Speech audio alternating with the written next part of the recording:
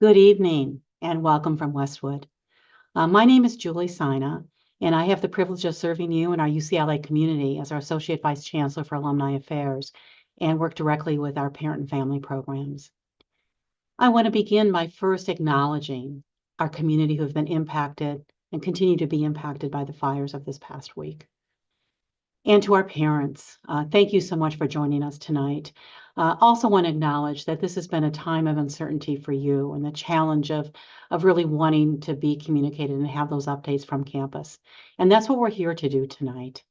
We have a panel of university leaders that are here to assure you that UCLA is keeping the safety and well-being of your students, our students, as our top priority.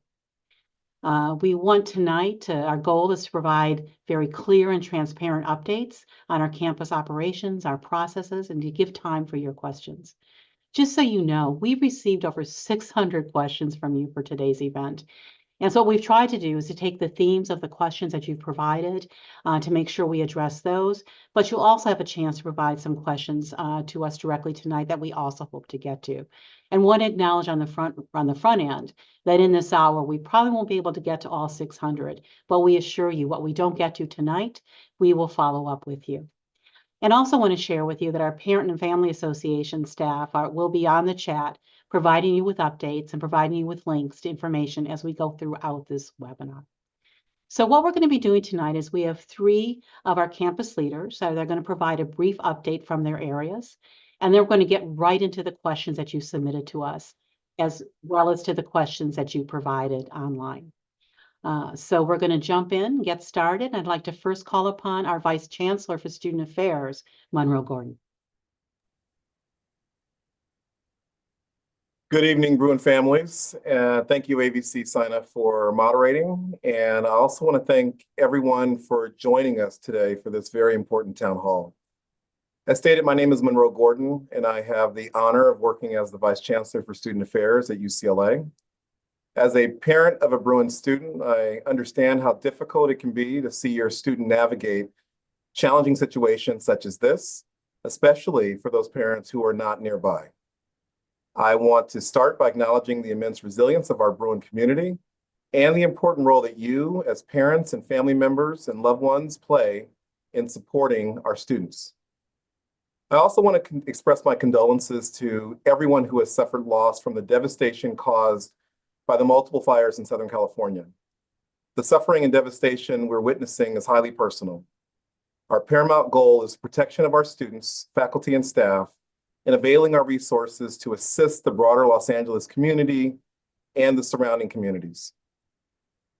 I want to address the current situation regarding the fires and their impact on UCLA. While the fires remain off campus, we have been working closely with local authorities and environmental experts to monitor the situation for the safety of every member of our community. My colleague, Administrative Vice Chancellor Michael Beck, will provide more details shortly about our current conditions and what UCLA is doing to stay prepared. I want to assure you, as loved ones and parents, that the safety and well-being of our students and our faculty and our staff is our highest priority here at UCLA. Over the past several days, we've taken significant actions to protect our campus community. Coming into this week, as a safety measure, remote instruction for all undergraduate and graduate courses was extended through Friday, January 17th, as approved by the Academic Senate. Also, remote operations for most campus functions were put in place as directed by Chancellor Frank. These decisions prioritize health and safety while ensuring continuity of education and services. Most students have already left campus and the surrounding areas by UCLA. For those who remain, we estimate approximately 1,000 to 2,000 students are still living on the Hill here at UCLA and in university housing, with an additional student count residing in the UCLA community. We've communicated with students to understand their specific needs, and we're fully prepared to support them should the situation escalate. While we do not have an order of evacuation, if an evacuation order were to happen or become necessary, we have comprehensive plans in place. Our housing and hospitality services, as well as our residential life staff, are fully trained to guide students through the evacuation process. We have identified off-campus locations, including nearby universities outside of the wildfire path, where students can be safely accommodated. For the estimated 500 students who have indicated that they will need a place to stay, we have secured more than enough beds at off-site locations. Additionally, if necessary because of an evacuation, a UCLA wildlife evacuation hotline will be established and communicated. We understand that this is an incredibly stressful time, and our mental and physical health resources remain available to support students. The Ash Student Health and Wellness Center is operational, and our Counseling and Psychological Services, better known as CAPS, is offering 24/7 crisis counseling.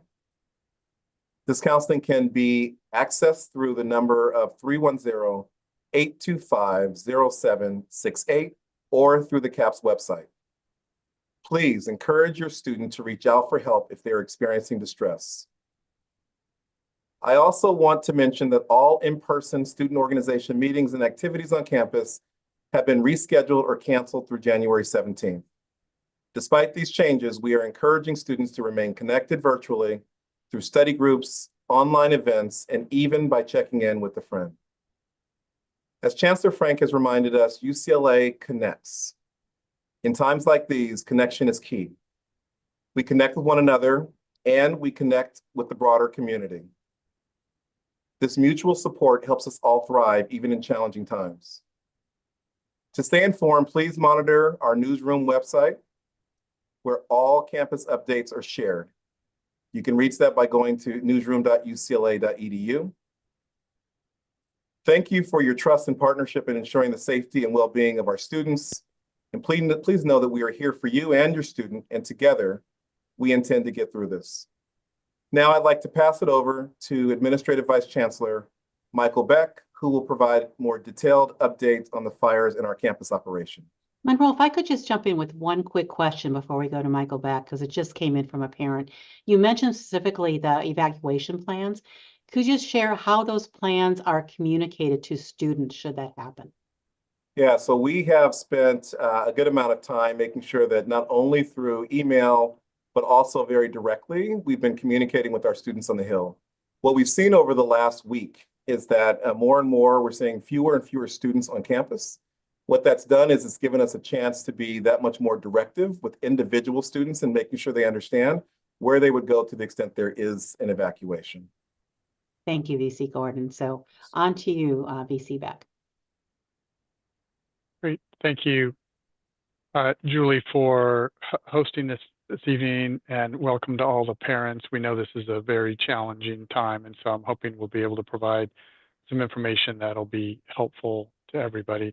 And I do want to thank Vice Chancellor Gordon and his entire team, who did just an exceptional job of caring for our students. Quick update on the situational status of the fire incident. As of January 14th, the Palisades fire is 23,000 acres that have burned, about 17% contained, which is an increase of about 3%. The good news is they were able to get a line around the entire fire last night, so this is helpful in being able to put out hotspots that may occur.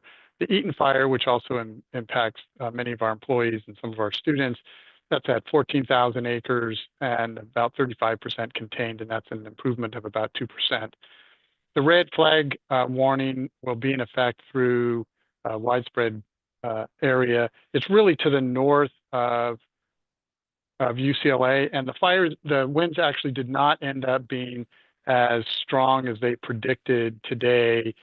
So they've actually lifted the red flag warning, but it'll actually be reinstated in the morning. And then the expectation is that it'll be withdrawn again at 6 p.m. tomorrow night. But as we look very specifically at UCLA, it's been actually quite calm here last night and today because the winds are really staying up in the valley area. The current AQI at UCLA, air quality at UCLA continues to be good. That, of course, may change as the winds continue to change. For most of the fire event, the winds have been from the northeast or from the east, and so it's been blowing the smoke away from the campus. I do want, UCLA is adjacent to an evacuation warning zone. It's right across the street from the northwest portion of the campus. But I do want to say very clearly that no evacuation warning or mandatory order for UCLA property has been issued at this time.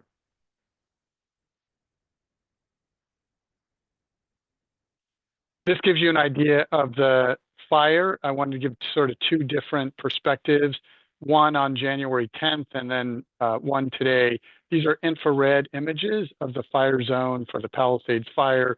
You can see January 10th, the hot spots indicated in red and the darker yellow dots to the north and to the east, where the predominant portion of the fire was focused.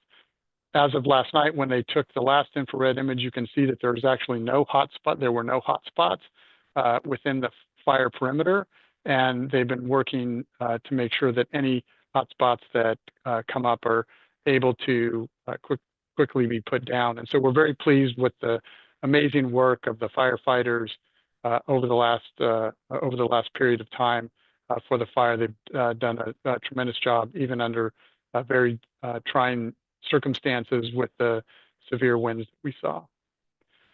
We also want to share that we ended up developing a dashboard that enables us to track, identify specific students and our employees that are living within each of the different evacuation zones in the warning area or in the mandatory evacuation. So as of earlier today, we had 607 students that were impacted by evacuations, with 344 in an evacuation warning area and 272 in a mandatory evacuation area. This ebbs and flows. It's actually a dynamic model that actually takes the data directly from Cal OES and Cal Fire as they establish the zone. So it enables us to monitor that. The cumulative impact over the entire fire is about almost 1,150 students were in one of the zones over the period of the fire. And for employees, we have about 2,100 currently in an evacuation zone, one of the two evacuation zones, with almost 3,350 that have been in an evacuation zone sometime during the period. So VC Beck, if I could just jump in real quick, because Of course. questions come through. I know that VC Gordon spoke to our on-campus students. Given what you're chatting about in terms of these zones, could you speak a little bit about support we're providing for our off-campus students? So when we look at the off-campus students, anybody who was in the zone, VC Gordon's team in residential life and the Dean of Students actually been reaching out to the students that existed in the zone with a phone call to connect with them personally, to see, check in on them, and then for those that are closer to the campus, identifying whether or not they needed transportation should they be moved into a mandatory evacuation zone. Excuse me, I'm talking about two different things. That is for folks around the campus that are not in a zone. I defer to VC Gordon to answer the question with regard to how we're reaching out to students specifically in the zones. I apologize for the confusion. And maybe I'll just take 2 seconds to sort of respond to that. I would say, similar to what Vice Chancellor Beck was saying, for students living in these evacuation zones, we've actually been calling. And so we did two things. One, we tried to reach out both with a survey, both for those students who were on campus, as well as those who were just off campus.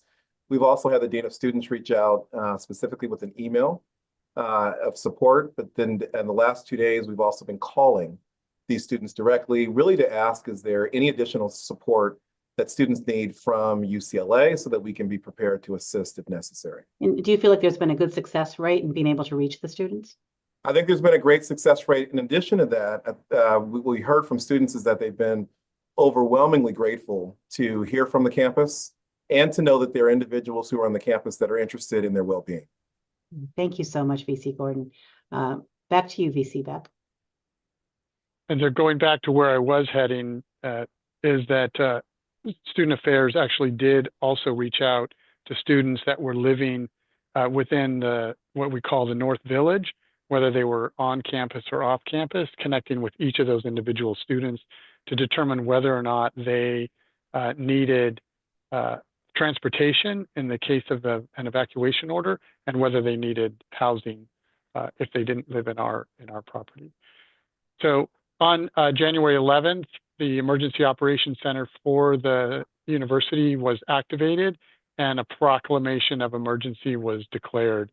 The Academic Senate, as a result of that, made a decision to authorize remote instruction through January 17th. We also had a corresponding decision for employees that could work remotely, that they were recommended to do so with supervisor permission. Functions that are still open, UCLA hospital and clinics, all of them remain open with the exception of one clinic that actually burned down in Pacific Palisades, and then a few clinics that actually have been without power. And so all of those operations have been moved to some of our other clinics in the region. The Student Health Center continues to be open. Our general operations for the university continue to be open. Residence halls, the dining halls we've reduced because of the limited number of students that remain, are able to get their meals from Brew and Plate, but the other dining halls were actually closed. ASUCLA continues to be open.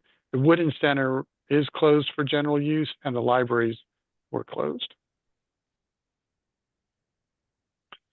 There's a lot of questions associated with what our evacuation planning is, and I do want to mention that I know there's some frustration that we don't articulate where the individuals will be evacuated to, and we do that for a number of reasons. One is we don't want to create a security risk for the individuals at that location, and is also dependent upon the number of students that we have to evacuate. So at one point in time, when we had a larger number of students on campus, we had identified an area where we would create staging, where we could move thousands and thousands of students very quickly off of the campus, put them into a staging area where family and friends could either pick them up, or we would then move them from that staging area to other facilities, housing facilities, both owned by the university as well as those that are available from other universities in the region. And that it does flex based on what those institutions have available. But here we identified, for this incident, we identified 2 what we call rally points, depending on where the students lived.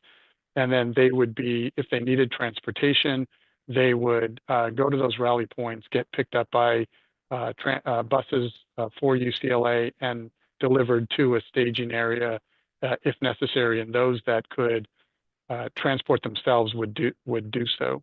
And then after the end of the event, the university would return the students back to the campus that we had transported to the remote housing facilities. At the remote housing facilities, plans are made to make sure that they can be fed during that time, as well as provided other residential life programming through student affairs. Evacuation planning for employees is actually handled through direct contact with supervisors, and then researchers and laboratories. Once we had an evacuation area that was adjacent to the campus, then we communicated with the researchers that they needed to begin their planning and preparation for ramping down laboratory research in case we would go into a warning zone or ultimately into an mandatory evacuation zone.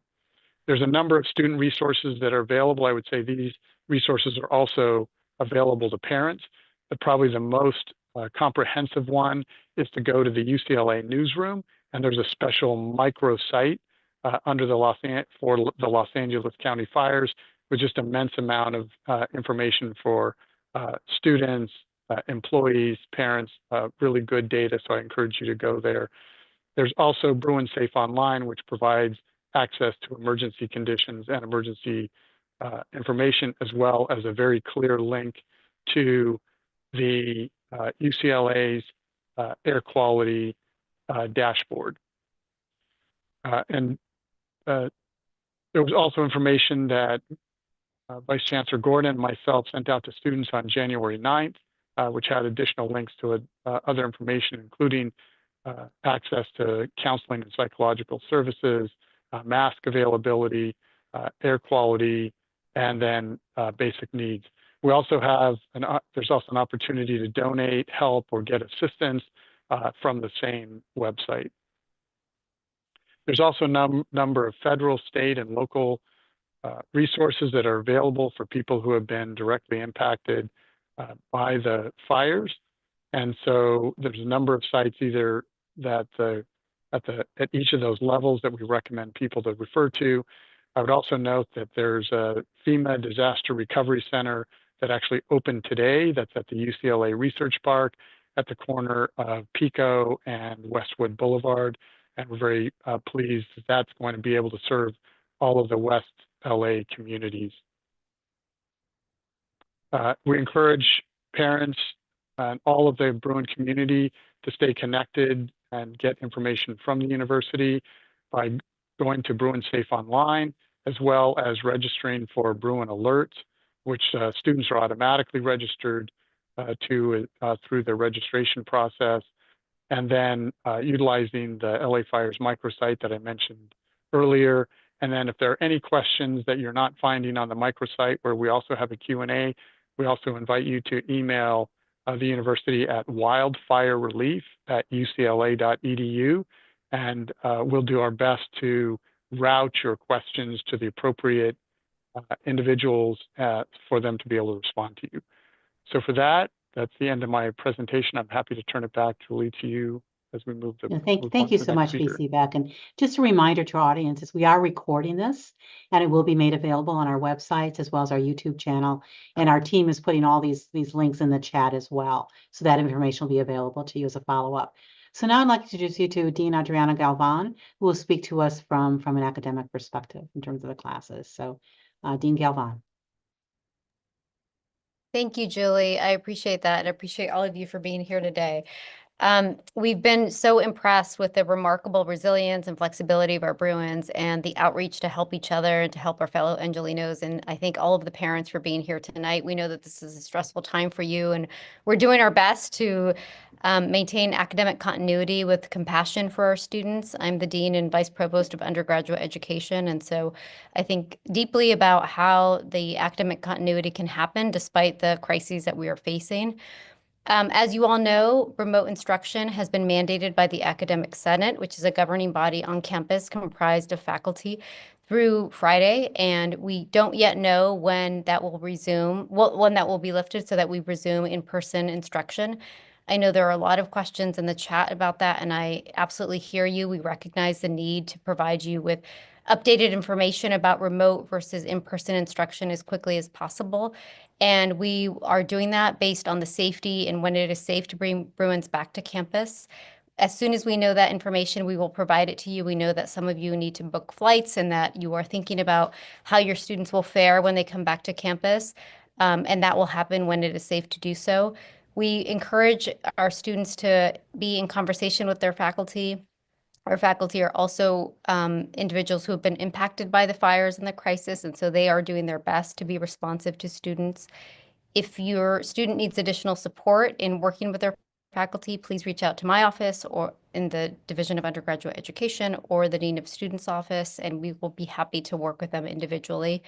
Just so you know that there is no campus-wide mandate to mandate the way students are interacting with their faculty about exams or midterms, and that happens on an individual basis. But again, we will provide you the information about remote versus in-person as soon as we are able to do so. Thank you so much. So now we'll go into the questions that both we received, the over 600 questions we received, as well as the questions coming in online. And panel, I'd like to start with the commitment that we made at the start of this webinar, which was to have a conversation around transparency and information to our parent and family audience. So the first question for you is, if you could talk a little bit about how decisions are made what does a decision-making tree look like? And in particular, to the point that Dean Galvan just raised, how are we going about making the decision about opening campus back up and students returning? So talk to us about the decision-making process at UCLA. What's that tree look like? And how are those decisions being made this week? So I don't know if someone would like to jump in. I could maybe ask you, VC Gordon, to start, and others could weigh in on that as well. Yeah, I'm happy to start. And actually, I think having Vice Chancellor Beck speak to this as well is going to be important. I think what's important to understand from a university perspective is that we have shared governance, and that shared governance allows for understanding and decision-making both from our administration as well as from our faculty. And the faculty shared governance comes under the academic senate. So the decisions on instructional modality are decisions that actually are made through the academic senate, whereas decisions on operations for the campus are made through the administration and starting with the chancellor. So from a transparency perspective, there are opportunities for all of the leadership to get together and discuss the conditions, and then for recommendations to be made from one to the other about the types of operations as well as the instructional modality that would be most appropriate given our situation. I will invite Vice Chancellor Beck to also weigh in on this. Great, thank you. So there's a two-step process. One is from an operational perspective. We look at what the operational status of the campus is, and we have three current criteria status, which is normal, modified, and emergency. We're currently in emergency, and under emergency. And just to clarify, who determines that, VC Beck? Yeah, so that would be the incident commander, and so the chancellor. And that's based on the information in this incident. It's based on information about wind conditions, fire conditions, and AQI, as well as the impacts associated to the community. So as I said earlier, the campus itself has not been under direct threat of the fire, but clearly as the fire has raged out of control in relative proximity to the campus a few miles away, it creates a risk, and the university campus is a rather large population. And so as a way to prepare and be able to manage that population, we always want to try to get it in front of that as much as we can. So as it relates to specific timing, we're already making an assessment. We're using the data that we have. We actually also use our faculty. We have faculty experts on weather and air quality and other areas that we use during emergency situations, as well as our own technical experts on our staff. We're making those assessments.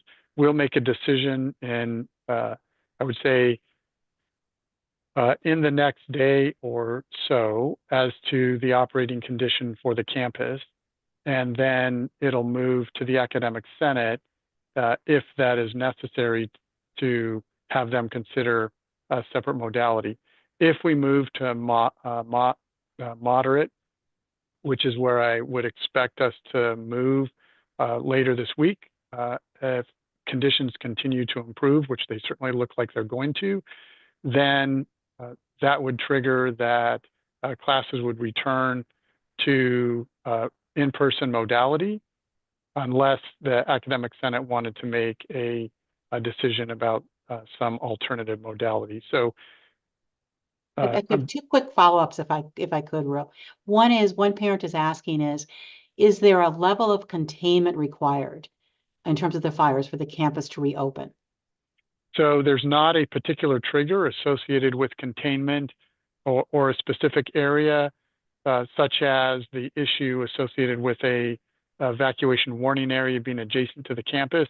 But we do look at all of those elements as we look at and assess what the risk to the institution is. Thank you. And the second question that's come in quite a bit is, you've brought up air quality a couple of times. Could you speak to what measures the campus takes to ensure safe indoor air quality, particularly in residence halls for our students? Certainly. So twofold. One, we do measure both outdoor air quality at 5 different locations on campus and indoor air quality at 3 different locations. we have on the dorm in the housing and specifically that almost all of the facilities have what's called MERV 13 rating filtration for when they are bringing in outdoor air. A number of the buildings and newer buildings actually have just recirculated interior air, so it's more like a hospital environment. And then there are 3 of the older buildings that do have some exterior passageways, and so so that has more of an opening, but each of those are looked at from a filtration. So we close down the dampers on the outside, those buildings that have the ability. So we stop importing in outdoor air when the air quality gets to a level that would be inappropriate to be bringing that air into the building. Thank you so much. And a follow-up to that question or that point for you, VC Gordon, is parents are sharing that they've heard that the smell of smoke is present inside the residence halls. So just wondering if that is, if you could clarify fact or fiction on that one in particular. Yeah, I mean, it's very difficult, I think, to say. We're here in West Los Angeles, where we have in fairly close proximity the Palisades fires, and so I'm sure that there is a greater smell of smoke in the area. I would rely on what Vice Chancellor Beck said, though, in terms of how we're measuring the quality of air indoors, and so we don't currently have a concern that the quality of air is one that's unhealthy or that students shouldn't be breathing in. I would also say, though, beyond that we have staff who are there and prepared to assist students, and so if a student is saying that they are being sort of laboring with breathing because of the quality of the air, we want to make sure that we take immediate steps to both assess and assist, and we would do just that. Last thing I would say is, I think for parents who I've seen in the chat, in terms of coming back, if I have a student that either has a disability or has other kinds of breathing challenges, we have a Center for Accessible Education, which provides levels of accommodation, disability accommodation for our students. And we have a number of staff who are prepared to work with students really immediately to be able to put those accommodations in place for their faculty. Thank you so much. I would also add that masks are available for any student who feels that would be appropriate for them. And that's certainly something that they should avail themselves of if they felt that was important. And they can get those at the front desk of any of the residence halls, or they could get that from the ASH Student Health and Wellness Center. I know we make them available also at the front desk of the Alumni Center. They're frequent places on campus. I see that the masks are accessible. So Dean Galvan, I've got a follow-up question for you. We've heard a lot tonight about the decision-making of the Academic Senate.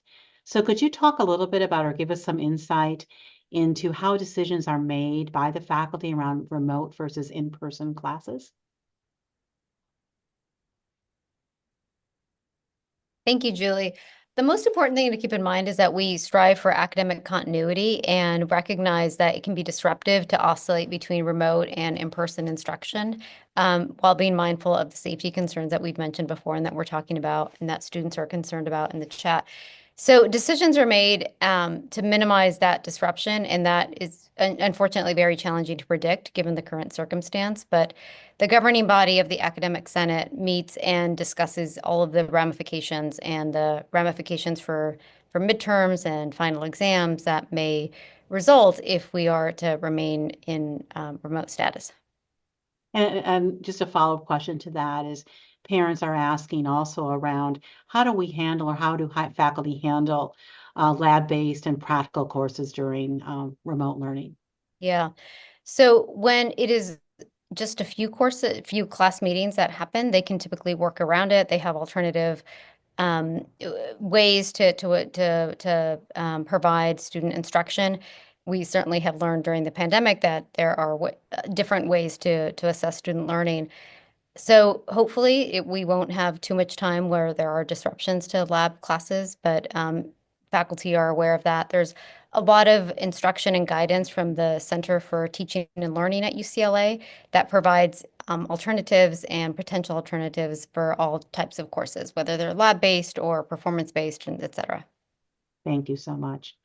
So VC Gordon, a follow-up question for you, and I'm sure other panelists will want to weigh in as also is, our students, we can acknowledge that our students have been at UCLA during some very disruptive times. If we go back to, the spring to this situation, what are your thoughts on how we can restore the fabric of our Bruin community, and sort of that narrative and magic that is a UCLA student experience?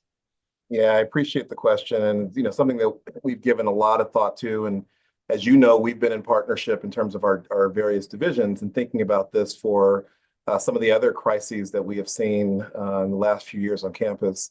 Additionally, we are often talking about from an undergraduate student perspective, students who came from high school or maybe out of community colleges during the pandemic. And so they were already coming in, I think, with a bit of a fractured student experience prior to coming to the campus and having to also deal with that as they've come to UCLA. The one thing I would say is that in student affairs, we've got 27 departments, all dedicated to trying to create a better student experience for UCLA students. To the question that was asked earlier about how we sort of are tracking students, particularly those off campus, the one thing I neglected to say is that each of the offices have sent out information, an email to students through their listserv, just to ensure that students recognize that there are individuals on campus who actually care about them and want to know what's going on with them. We have specific surveys that also went out from various departments that, again, ask for any needs of those students. And we have programs, even through this very challenging time. Colleagues up in residential life and housing have actually provided programs that allow for students in and around the area to come together in a sense of community. So during this past week, Monroe? During this past week, exactly. And we'll continue to do that as long as it's feasible to do so. So I think to your question, Julie, we are working on programs and services that hopefully allow for better senses of community and being able to bring students together. And also, we're working very closely with our academic colleagues because the overall student experience is not one that is compartmentalized between the experiential learning aspect and the academic aspect. So I think it's really important that we're thinking through the entire developmental process for our students, and that's what we're attempting to do. Thank you so much, VC Gordon. And I see that we're also someone who's not on our panel but available as a resource tonight is our academic Vice Chancellor, Mike Levine. And I see you have raised your hand, sir, so I want to call on you to give your response as well. So welcome. Thank you. I can't seem to get my video started. So one of the things that we have— We can hear you, so. Okay, we have a number of programs going campus-wide. One is called Dialogue Across Differences, and it's a program that includes faculty, staff, and students in different ways of learning how to listen to each other and to listen to different opinions. And this is one of the major things that we're doing to try to heal what occurred last spring across campus. Well, thank you so much for reminding us of that. And I think our team just put a reference to that in the chat as well. So Dean Galvin, I'm going to pass this one to you. It's sort of on a continued theme. What kind of advice would you provide for students that, given the increased stress of what's going on right now and the impact on friends and family, and just being rattled in general, as we come into a time that impacts, getting back into class and grading and assignments, what kind of guidance might you provide? For them to find the support, is that what you're asking? Yeah, or to reach out for that support, yes. Yeah. Yeah, it's a really good question. We know that a lot of our Bruins are, even if not directly impacted from the fires, or at least indirectly impacted by mere fact that they evacuated and left the campus. As VC Gordon has mentioned, there are a lot of resources for students to reach out remotely, in person. There are a lot of student services still available to students. Academically, all of our academic advisors are still working the same number of typical hours as before the crisis occurred. So if students are feeling distressed because of academic reasons, they are encouraged to reach out that way. For other emotional, psychological reasons, they're encouraged to visit CAPS. If they are in crisis related to financial burdens, they are encouraged to reach out to financial aid, or the emergency crisis response team is also ready to assist. So hopefully we have a holistic approach to support students. We know that even not in times of crisis, we need to provide these additional supports for our students, and we hope that they take advantage of that. As a follow-up to that, maybe both for you and for VC Levine, who's on the phone, on the Zoom, who we can see you now, sir, is we've also heard from students who are concerned about their faculty who have been impacted. And we've had a number of faculty who have lost their homes. Yeah. What kind of guidance might you give to students to support their faculty as well? I think we are trying to find various methods to support faculty, or not only just faculty, but faculty, staff, and students who have been affected by the fires in different ways, especially having their homes affected. And I think the best thing to say is for everybody to try to be nice to each other and to be very, very patient and realize that things are not occurring as they want to occur now, but they will change as we move forward. And that would be the best advice that I could give. Thank you. Thank you both for that. So VC Beck, I'm coming back to you. Question has been raised about what we're doing around water quality on campus, and are we monitoring water quality in Westwood and for off-campus apartment students? Yeah, it's a very good question. We continue to work with LADWP and environmental health and safety to make sure that our water is meeting the standards. I would say none of our facilities are within the area north of Santa Monica, where there's instructions not to drink the water that's specifically related to water quality issues associated with the fire that do not extend to the main campus or any of the facilities owned by UCLA for campus housing. Thank you. Excuse me. One question that's come up a couple times is for either you or for possibly VC Gordon. For our students who are on campus, or even our students living off campus right now, is there a curfew? There's not currently a curfew for the campus or Westwood Village. The curfew is specific for areas in Santa Monica and within the fire zone. I'm going to try to get as many of these in the time that we have. So I apologize in advance for a little rapid fire here. Fire is probably not that good comparison there. I apologize. If an evacuation does occur, is there a mechanism to ensure that every student is accounted for? VC Gordon, or sorry, VC Beck, jump in. Happy to have VC Gordon answer that if you prefer. We did develop a system which allowed students to check in when they got to the rally point, and then they would be identified whether or not where they're going. They would be then verified when they're on the vehicles, and then once they get to the buses to the staging area, then they would again be identified and then clarified which group they are going to be in, whether they're going to be in a group that's going to be picked up and continue to monitor it. We were actually had been developing a system, an app to be able to do that. The numbers were low enough that I think it would probably have been simpler to do it with a simple Excel spreadsheet. So we had both of those mechanisms readily available to us, and the intent was to track them from the pickup point through the entire process. And I would actually add also through student affairs, they were actually reaching out ahead of this time with each of the students that are living on campus or within the North Village, and identifying each student and what their particular needs are, whether they needed transportation and whether they needed actual housing if they had to evacuate. So we had a list of all those students as well. Thank you so much. So again, clarification question around evacuation. Would evacuation begin in the case of a warning or only in mandatory evacuation?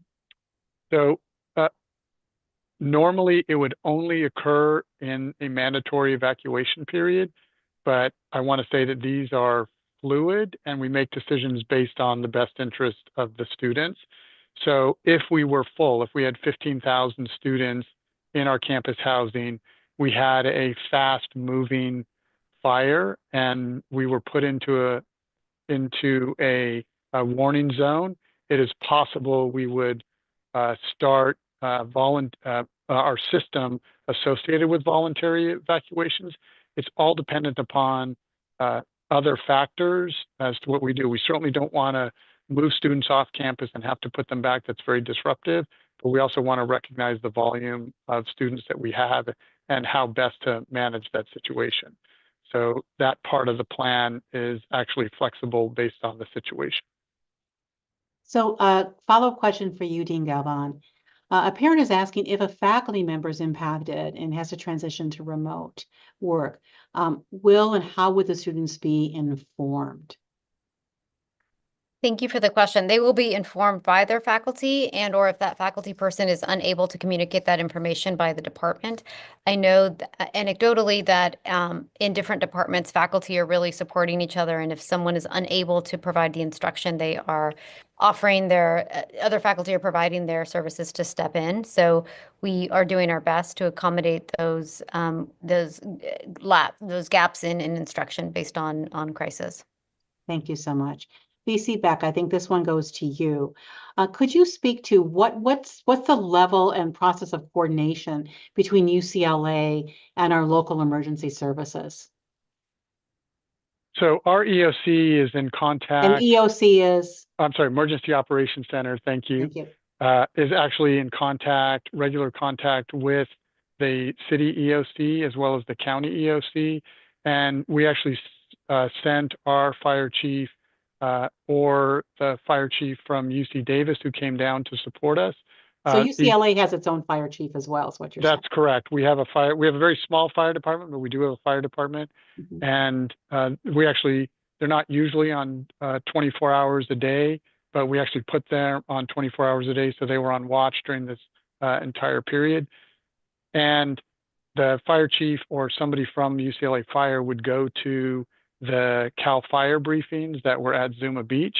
And we also had the fire chief from UC Davis. They have a much larger fire department there, and they came down. They actually have a fire company that's actually assisting through mutual aid on the fire lines. And either he or somebody from our fire were going to the Zuma Beach briefings. And then in the EOC, we were actually watching the briefings from Cal Fire as well, because they're broadcast to those centers.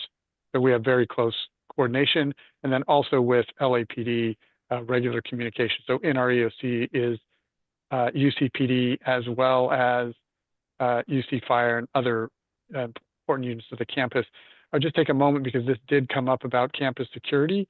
When the fires started and we were looking at potential evacuations, we also called mutual aid for UCPD. So we actually have a number of police officers here from other campuses in anticipation that the campus would need additional security if the campus population declined to a level that it's now, or that it evacuated, so that we could make sure we provided security on the campus. Thank you so much. Dean Galvan, a parent is saying that a student had a faculty member email that classes were canceled for the week. The question is, are faculty free to make those decisions about classes being canceled? Thank you. The Academic Senate has given, actually this happened during the pandemic, to give instructors the discretion to cancel classes for one or two class meetings, but beyond that, they would need approval from their department and from their dean. So for this week, that may have been permitted, but moving forward, faculty do not have the ability to cancel classes just writ large. So where would this parent encourage their student to get in touch with somebody to talk about this kind of concern? To talk to the chair of the department or the dean of that division. Well, thank you so much. So another question came in. Any chance the library can be reopened while classes are remote? Not sure who that one would go to.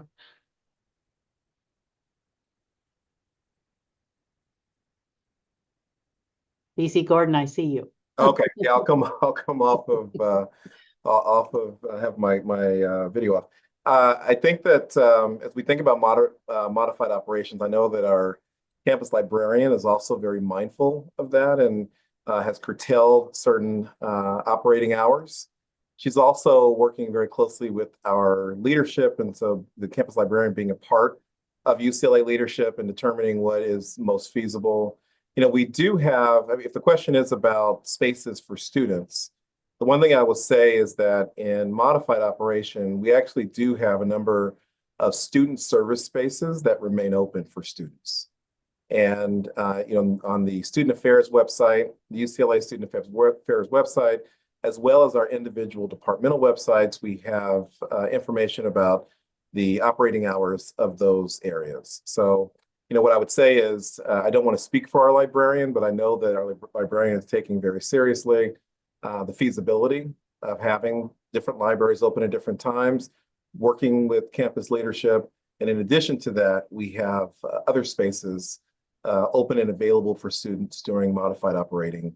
And students would find that information on the Student Affairs website? UCLA Student Affairs website. And if you were to look at there's a tab there for departments, and that is the best way to understand the operating hours for each one of our departments. Thank you so much.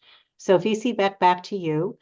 Can you speak on UCLA's monitoring of toxins in the air, which might not be measured in air quality indexes, generally are based in regional measures?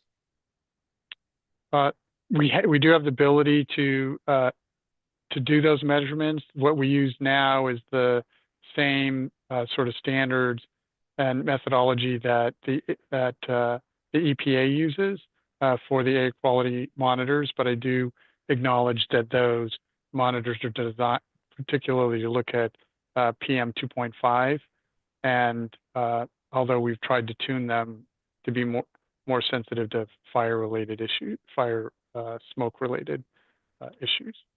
So, and you may have said this before, so I apologize for going back, but given the number of questions about the air quality index and how we measure that, is there any place that someone can get that information on our websites or through our information in terms of what the current air quality might be?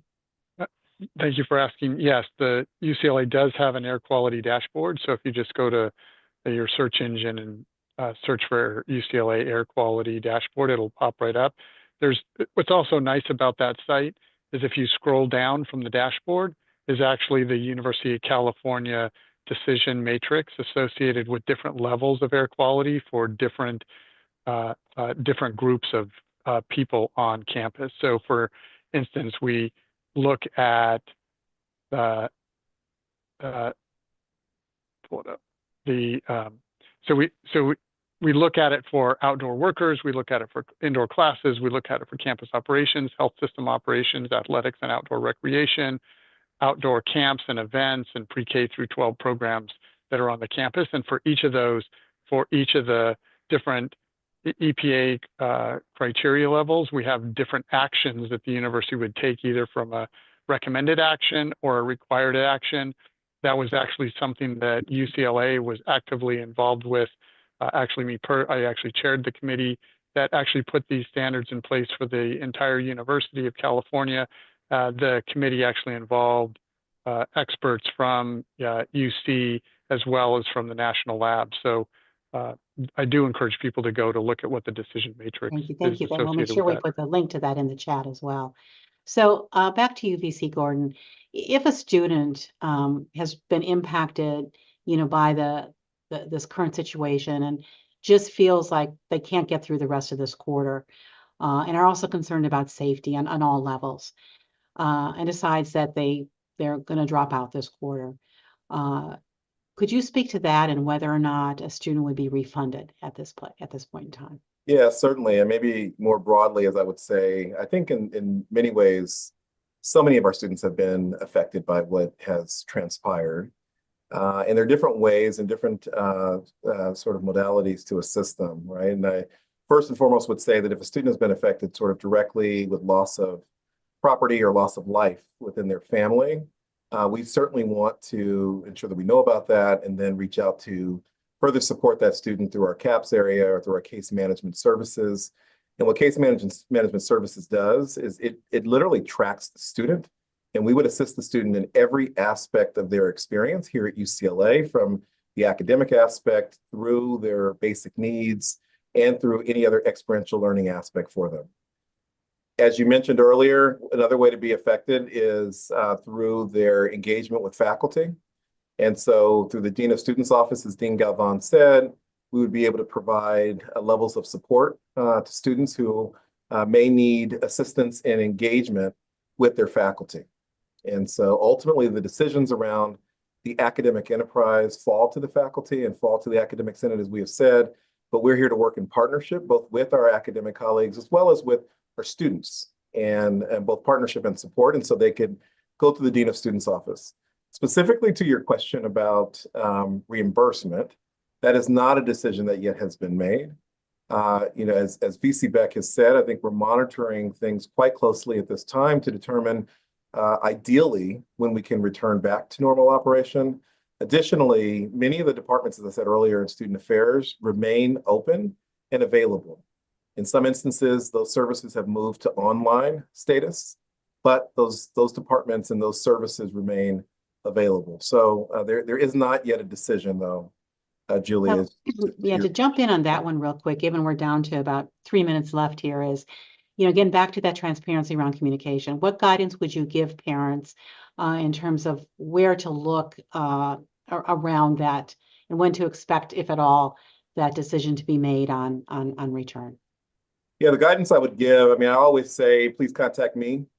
There is a Vice Chancellor of Student Affairs, both email address, and many people find my email address quite easily, so I'm out there.